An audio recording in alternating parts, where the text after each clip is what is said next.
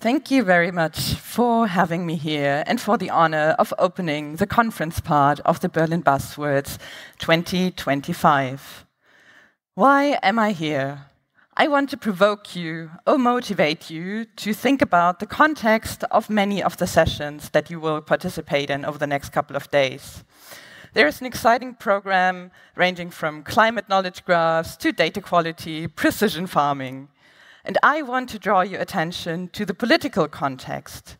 Which ideas shape much of the technology we get? And to which use is technology put these days? These are political questions, not technical ones. And I believe we cannot afford to be apolitical in these times. So stay with me, and I ask you to make up your mind. For background, I am an economist. In the past, I've worked for Google and other tech companies in a consulting job, but since then I've kind of changed trajectory, and I'm now part of a civil society NGO sector, working against the economic concentration of power. So what is this year's buzzword? It's digital sovereignty. Let's have a very quick poll. Who of you thinks, raise your hand if you think that digital sovereignty is something good, something worth striving for? A lot of hands. So, and now, please raise your hands if you have a sufficiently clear definition in mind, so that ideally you could explain it to your parents or your kids. Raise your hands. Don't be so shy. Some hands, okay. But overall, the picture is that this is very much in line with what's happening at the political level. Everybody wants digital sovereignty, but people mean 100 different things with it. And as Jennifer Ding said 2 years ago when she opened Berlin Buzzwords, who gets to define a buzzword matters. So before we go into the different definitions of sovereignty, let's zoom out and look at where power lies these days and what it is used for. That will give us a clue for understanding what kind of sovereignty we're likely to get. So, looking to the West, there is the not-so-new anymore alliance of an alt-right fascist government with a very powerful tech elite. We've just seen a fallout between them, and we've seen that basically being the most powerful government in the world still means that you can afford to turn against the richest man in the world. So having an army is still more important than being able to direct AI. But digital technology is used against migrants and against dissidents in the US, and it's not limited to that. In the EU, there is a strong concern about a kill switch scenario. So the idea that somehow US tech could be turned off from one day to the other for political reasons. And we've seen this with an ICC judge who all of a sudden lost access to his email. There are talks about the possibility of sabotage. And there's also the rest of the world, obviously, that gets limited attention, but is affected as well. So in a lot of countries, people are subject to Palantir-powered police enforcement. There are political power games with Starlink, Musk's satellite firm, for example, in Ukraine. And everybody is urged to be loyal to Trump, a fascist. So this sounds gloomy already. And so if we then continue to look to the East, we've known for years about the hybrid warfare that the Russian government is using. We know about Russia attacking Ukraine. We know about the way drones have transformed the way this war is fought and how people are killed. And also in Gaza, we know that big tech is providing tools to the Israeli government that is killing and starving people to death. And technological capacity is becoming increasingly important in these contexts. And Germany and the EU are gearing up for war times. So much for background, and we will come back to this. I know this doesn't sound very optimistic for now, but I think this is exactly what we need to understand so we can act accordingly. So now let us look into the political debates about tech sovereignty or digital sovereignty that are intended to manage dependencies on technologies. And this is really what everybody can agree on. There is a consensus that these dependencies are so strong that they're actually becoming dangerous. But they're very different depictions of what we should have instead. And I want to make two quick disclaimers here first. I'm being quite Eurocentric, but I know there are similar debates elsewhere. And actually, that's one of my key criticisms, that also Europe is approaching this in a nationalist way. And the second disclaimer I want to make is that I'm not going into great length of explaining why these dependencies are reason to worry. I think kind of the shared understanding in this room that digital sovereignty is somehow important is helpful, because in the open source community, in places like this, people work on technology and in a way that's driven by intellectual curiosity. So many of you will have also worked directly or indirectly for big tech firms that actually sovereignty implies becoming less dependent on. So just to state once the very obvious, that there is currently a fairly broad consensus that these companies have become too powerful in economic terms, but they've also become political actors, and they shape how we think about and imagine the future. So this should suffice on that for now. So where is the political debate headed? And I imagine most of you will probably not follow this in a lot of detail, so I'll try to give you a quick summary. The key proposal that's being discussed in Brussels, so at the European Commission, is the Eurostack, which was also inspired by India and Brazil. And the desired result of this is to have some kind of sovereign stack that ranges kind of from rare minerals all the way up to AI applications. And this proposal is getting support from across the political spectrum. And, well, just to briefly touch on some gossip, because there are also somewhat competing proposals by different authors, and they kind of differ in nuances. They're currently getting into, legal proceedings over who can claim the trademark. But let's leave that aside for now, and I will kind of talk about the overarching picture. And so the different Eurostack proposals, they have, all of them cover different elements. One of them is to buy European. Second is to go open source. And I want to add to that, to have more democratically controlled technology. And I will go through these different understandings of sovereignty one by one. So first, buying European. Here, the starting point is mostly public procurement. And maybe some of you are aware of that really the government sector, the public sector, controls a lot of resources. So it's not just kind of the administrative part of it, but also what's happening in great parts of the health sector, of education, of mobility, is determined to some extent by the public sector. And so the idea of buying European is to then just that the public sector should buy from European companies. And not very surprisingly, this got broad support from the EU industry, as you can see here. And then there was also some support, some activity on the more consumer side to go European. This started as an initiative on Reddit. Now there is a website to buy from European companies.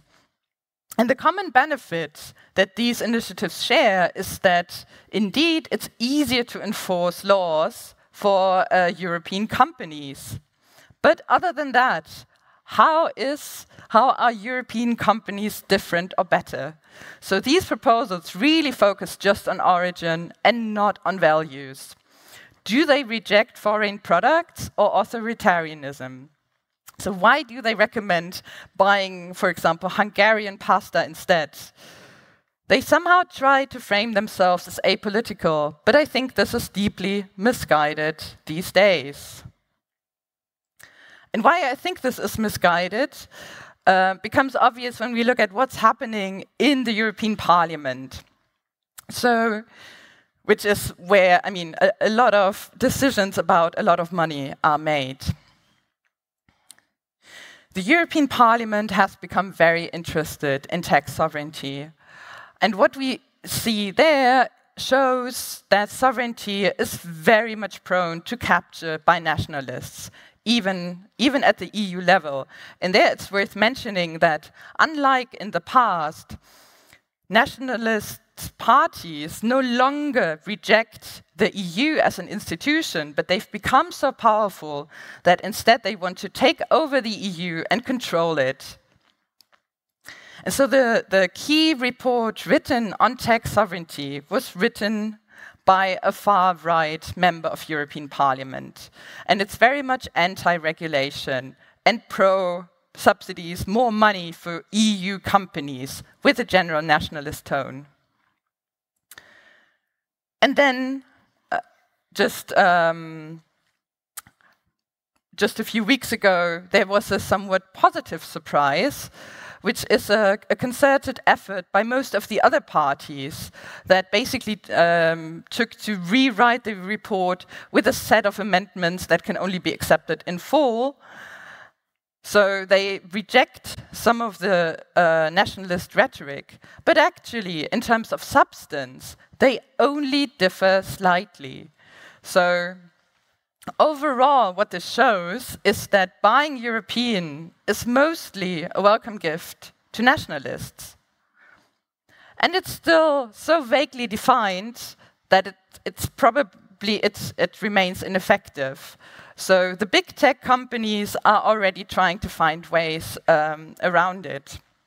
What you see here on the left, sorry, this is in German, is that government institutions, and this also applies to other countries, still buy from big tech companies who've just changed to partnering up with local companies to sell their products through them.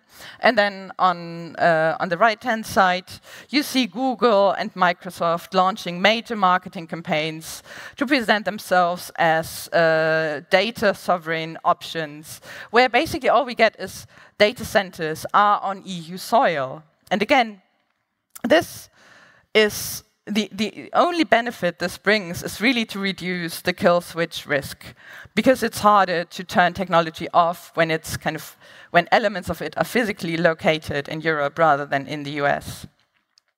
But is this really the best sovereignty we can hope for? Doesn't this, at best, create new concentration of power and new dependencies? So after oh, sorry, this is Microsoft. So after looking into buying European, I want to come to the second option, open source sovereignty. So the Eurostack proposal refers to open source quite a lot, and there's a lot of buzz from progressive politicians, both at national and EU levels. And this option is more ambitious. So even when just focusing on procurement, this could change a lot. So if there were a commitment to genuinely replace proprietary tech providers with open source, this would mean also replacing certain European companies that are still actually feature quite big in the Eurostack proposals, like SAP or national telecoms providers. And replacing them with open source would constitute a change. This leads me to the follow-on question of how are open source and proprietary tech actually different? And here I want to emphasize 2 points. So first, I think the open source community genuinely cares about values. At least many of the developers and engineers I know personally, they don't perceive their job as just kind of something that pays the rent. And open source, the second point is that also open source by design is less prone to centralization, to accumulation of power. It's easier to imitate. It's more likely to be interoperable from the very start. So in this sense, it's really to be preferred to proprietary tech. So it could be a very sensible element of sovereignty, and I mean, I guess most of you will be inclined to agree with that. But last year, when opening the Berlin Buzzwords, Susanna Warsaw talked about the paradox of open. And I want to ask you if this is actually still a paradox. If so many economic and political forces push in one direction, can open still be enough of a counterweight to power accumulation by big and power abuse by big tech companies? And I just want to highlight 2 ways in which open actually reinforces the power grab by big tech. So first of all, talking about labor. Open source software provides free labor to many of these big tech companies who just incorporate open source into their products. And they also develop their own open source products that then draws on kind of unpaid labor from other companies. There are some very interesting analyses that show that, well, that also their open source products genuinely benefit quite a lot from workers who they don't have to pay. And the second way, which is extremely relevant these days, is that open source also allows companies to set standards. And doing this when it's in open source always comes across as more friendly, right? So it actually reinforces certain power tendencies. So the question I want to put to you is whether open source actually means it's more democratic. And here there is an important difference between open source that's mainly for transparency and reuse, and open source that's managed in a more democratic way. And we've seen the difference, for example, in the case of when WordPress when the WordPress founder Matt Mullenweg basically tried to attack another company that was actually adhering to the rules at the time and said they're not giving back enough. And well, basically, it got the whole WordPress project that's such a big part of the internet relies on into a shaky position where people were like, who is actually deciding? Can this guy just take these decisions? That's certainly not democratic, and, well, it's only slightly better than what we see by big tech companies. So much for the ambivalence in open source. So how is putting more emphasis on open source likely to play out in reality? And as an economist, I'm inclined to look at incentives, and incentives are often shaped by money. So in this context, there are 2 questions I want to ask. First, will more money be spent on open source projects? And what kind of software are we likely to see out of which open source will certainly be a part? So starting with 1, more money for open source, how realistic is that? And here I think it's important to point out that Europe, and in particular also Germany, has been celebrating open source software for decades now, but it hasn't meaningfully changed even its government procurement. So it really doesn't put it's more rhetoric than action, and we still have only a very small fraction of open source being used. There are some positive examples, like one of the German Länder, Schleswig-Holstein, where they're trying to make a bigger shift, but it's very, very local.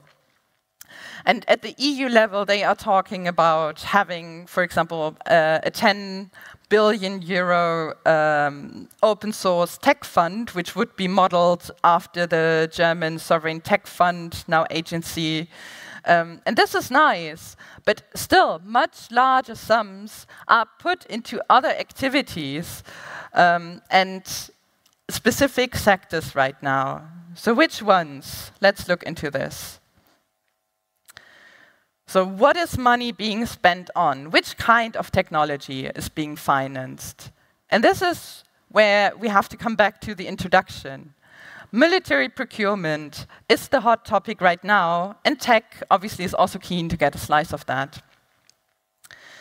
So 5% of GDP is supposed to be spent on defense over the next years, and the reaction by big tech has been, well, to welcome this. Google was the last of the big companies to make also now an official U-turn and develop military tech. But there's also proof, as you can see in this article, that they have been supplying the Israeli government with tech, even when they were still publicly denying it. And Microsoft and Amazon have long been deeply intertwined with the US Pentagon. The Palantir valuation has skyrocketed since Trump's election. And also, similar things are happening in Europe. There is a boom in military tech.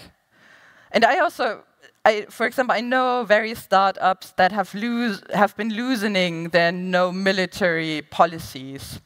So whether we like it or not, technological questions are increasingly becoming questions of life and death. So this is just descriptive, figuring out what is going on. So what can we do about this? Specifically, is there a way in which open source can be better than other kinds of software, of technology? And here, this is where I think the open commitment comes with a drawback. It makes it hard to emphasize democratic participation and take a more active position on the use of tech, because it's supposed to be all open to use for everything. And I'm not saying that military investment is always bad or it's always equally bad. What I'm saying is that things are becoming more difficult, making it harder for people to take a stance. And I want you to encourage to put the work into doing it nonetheless. And I think there are two key challenges here. So first is to figure out what you consider a beneficial technology. So for example, that creates more benefits than harms to society. And also then how strictly you can put such a position into action. Because it's costly, for example, to refuse money and to let a big business opportunity pass by just because you think it is right to do so. And maybe the biggest challenge for this community is to reconsider how we think about open as a force for good. Because open, as I said, reinforces whatever dynamics we observe more generally. Can we reconsider whether fully open use is really the way to go?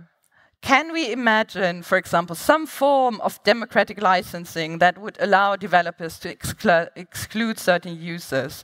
I know this is super tricky, like once you get license proliferation and so on, but I think this is the point in time to think about it. So to sum up on sovereignty, there are two key points I want you to keep in mind. First, there are currently strong nationalist tendencies driving how sovereignty is understood these days and what money is spent on, which is very powerful. And secondly, a more productive understanding needs to emphasize democratizing technology and emphasizing values that help to resist against an authoritarian turn across the world. And AI, that's kind of the a point I want to go a little bit deeper into. AI is actually a compounding factor here. So I'm curious, who of you here works on AI-related techs? Raise your technology, raise your hands. Seems like a lot of you. Maybe let's try to do it the other way around. Who doesn't work on anything related to AI? Okay, so a few hands, but it's a minority, I would say. So, and I guess I need to flag that I am using AI in a sloppy way here. So I'm mostly referring to generative AI, so mostly LLMs, chatbots, and so on. I'm not explaining how symbolic AI would be different, but since AI has been used as a marketing term from the very start, I think it's fair to use it for what is being marketed as AI right now. So how does AI influence this and kind of shape the political direction of technology? So before diving into the link between AI and nationalism, as well as authoritarianism, let's look 1 minute into what open source AI actually means. And why is this relevant from a political perspective? Because there are major exemptions from the AI Act that regulates the use of AI at the EU level. So simply speaking, there are just lower requirements for open source AI. So this again reflects this understanding that open source is somehow a force for good. So how has the OSI defined the open source element in AI? And I'm very glad that I found at least one person who participated in this process, who publicly said that applying the open requirement strictly would have meant that there would be no open source AI. So what happened is that here on the left-hand side, you see that the transparency requirement was loosened. There is no need for fully transparent training data. Officially, so it uses terms like sufficiently detailed information so that a skilled person can build something that's substantially equivalent. So this is, I mean, there is so much room for interpretation here. And officially, this was to allow for open source AI to emerge, for example, in medical contexts where you have confidential training data. But I think it's quite fair to assume that this is also easily used as a cover-up for legally dubious training data. So it legitimizes extractivism. And at the same time, here at the bottom, it maintains the openness in use, which I guess is no surprise. So as I highlighted before, this really, again, reflects a more libertarian view of the world in which all values are considered to be equally legitimate.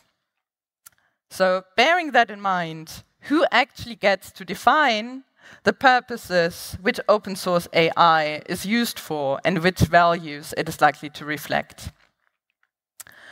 And it will come as no surprise to you that it's very few individuals, very few companies who determine how AI develops. And those companies do not care about the cost it brings to society. So what I'm showing you here is based on research by, or it is research by Cecilia Riekap, a researcher at the Institute for Innovation Public Purpose in London. And she shows how big tech has captured AI research. This network shows affiliations and co-authoring agreements and double affiliations of researchers who were present at the 14 top AI conferences between 2018 and 2020. And what we see here is that Google, Alphabet, is deeply, and also Microsoft, they're both deeply embedded in those AI conferences.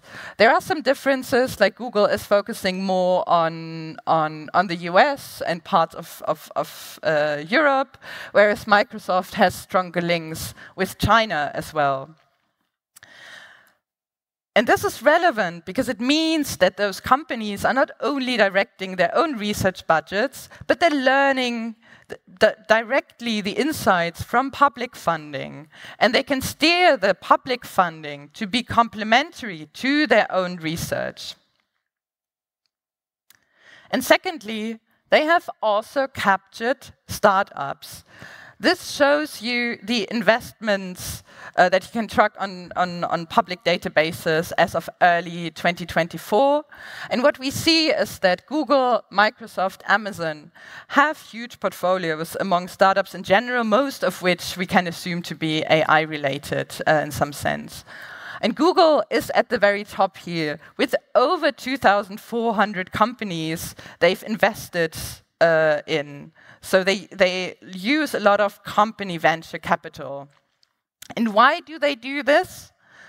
Again, they get insights on what new ideas and business models are emerging. And they get a say on how these products are developed. And so they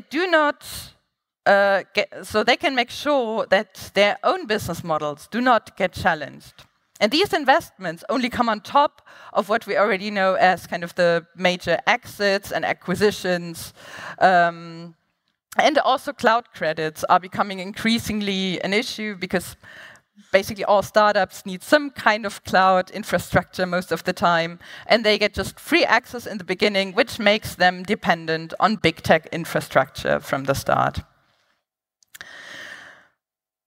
And I'm actually very happy to see that this is one of the very few places where the big tech companies are not one of the major sponsors, because that's really just so normal at most tech conferences. So they get, and maybe it is also worth explaining in here that why this is actually problematic.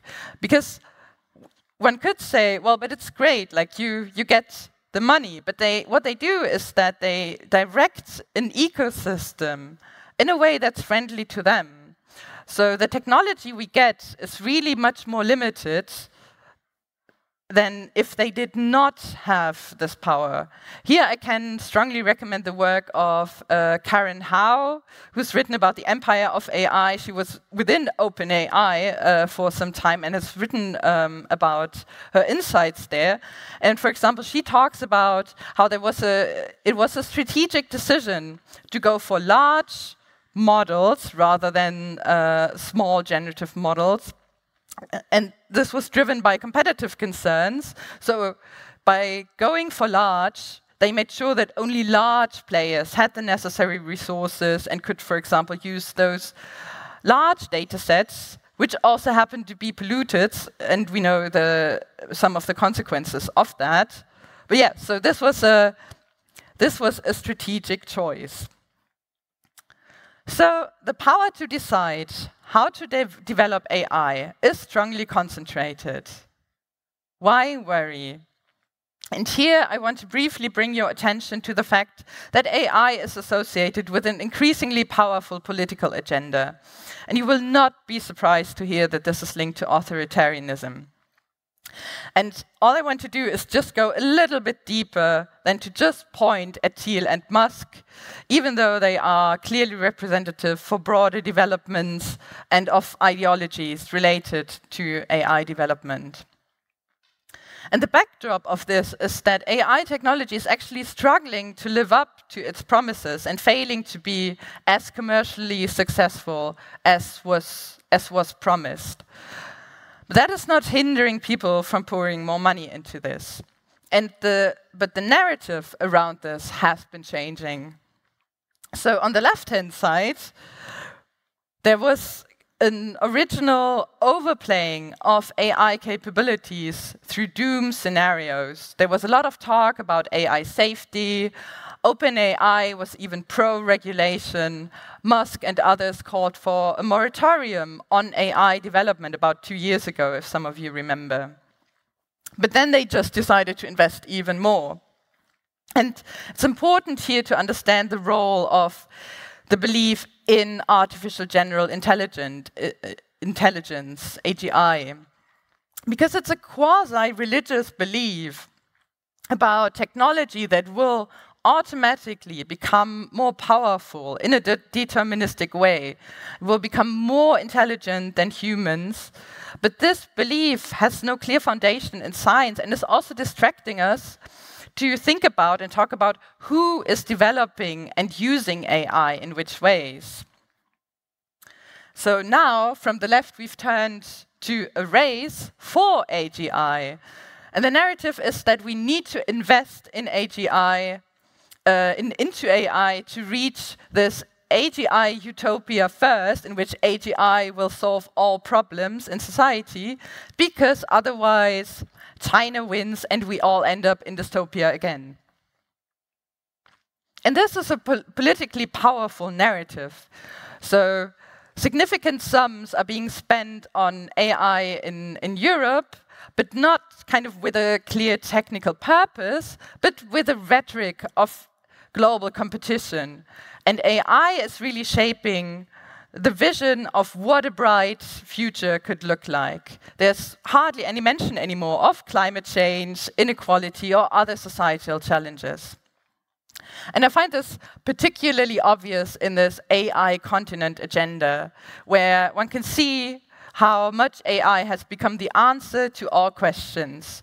This is really not a political program, but more about quasi-religious beliefs.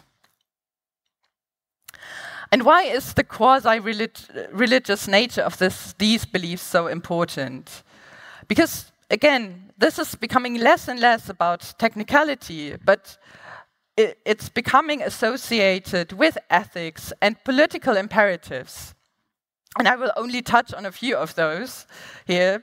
So it's about transhumanism. There is this idea also linked to AGI that we should overcome biological human boundaries. There is an intentional blurring between humans and machines. Many of you will be aware of this anthropomorphic language when referring to AI as hallucinating or reasoning, attributing to it some kind of consciousness. OpenAI has even hired an AI welfare manager, and there's also this phenomenon of Potemkin AI. So again, one story after the other, most recently Builder AI, where it turns out that basically cheap labor humans are supposed to behave as if they were an AI because that sells better. So it's this, all of this exemplifies how this underlying belief that machines can be better humans and we need to change human nature through machines. And this is linked to ideas which are eugenic. So this Nazi belief that the human gene pool must be actively improved. And this comes into play not only because Musk, again, is in favor of it, but the idea is that we can get to AGI more quickly if we can just make sure that the most intelligent people are working on it. So it can also, these eugenic ideas can then be linked to who actually gets to be AI improved or who should be improved through AI. And we see some of these ideas becoming more mainstream. So there are, for example, prenatal screening is becoming more widespread. And there's more and more emphasis on intelligence as a proxy for the value of human beings. There are more details on how all of these ideas are interlinked in a great paper on the task-real bundle by Timnit Gebru and Emil Torres, which also links it to space travel and other ideas. What's important to know is that it's a major faction behind Trump that really subscribes to these ideas and who see democracy as an impediment to progress. And what they want instead is a kingdom in which workers and ordinary people have no rights. And while this sounds like very far away, this is seeping into European mainstream tech discourse. So various political leaders have shown themselves interested in having something like a European Doge. Also, the boss of German Telekom said this would be a great idea. There's this idea of like, let's have less regulation, let's just unleash tech. Let's unleash AI in a way that's not linked to any democratic legitimization. So in summary, AI, what I want to make you to be aware of is AI is suitable to promote an authoritarian and also a fascist agenda. So after recognizing all this, where do we start? What can we do? So my job mainly focuses at policy, at the level of government institutions. And there, the key starting point is really to go against the concentration of economic power and democratize. So here I've now brought 3 specific elements of this. First, we should break up giant corporations. We should stop them from being more powerful than governments and from defining how tech is developed, how we think about the future. And bringing more democracy into tech means regulating and taxing companies effectively, according to democratic rule, and also bringing more of them under public control. So there's more of a role for the state and democratically legitimized institutions. Cecilia Ricap, who I mentioned, she has a great proposal for a cloud marketplace that I can strongly recommend. And we should particularly focus on sectors like health and education, where we really need to make sure that technologies remain accountable and managed according to democratic principles. But talking to you, I also want to mention some ideas what the open source and tech community can do. And I think you have a lot of power because you are involved in shaping the technology that everyone is using. So first of all, I'd encourage you to debunk myths. Myths about AGI, myths about AI as a solution for everything, about sovereignty when it's framed as nationalist. Second, I'd encourage you to participate, make active choices, if you can afford it. Turn down money for purposes you don't support. Think more about conscious licensing. Question the open principle. At least make it mean more than just transparency and reuse, but think about communities. And then lastly, include others. Make open source more democratic. I know it's annoying to involve people who do not appreciate a nerdy discussion, but I think we really need to bring tech and broader society more closely together. Software and tech are currently accelerating the concentration of political and economic power and its use for nationalist and fascist purposes. Not taking a stance should not be an option. If you do not stand up against the authoritarian turn, you play into their hands. But I believe that it is easier to stand up collectively. So I'm really grateful for places like this, where we can come together and think about these topics together. Thank you very much.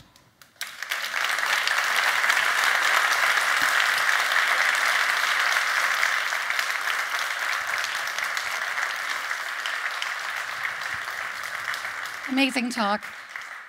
So we don't have any online questions, but we are short on time. So Aline would be around, and we would have a short breakfast break, and we back at 10:40 for the rest of the tech talks. But let's thank Aline with another round of applause for such an insightful presentation. Thank you.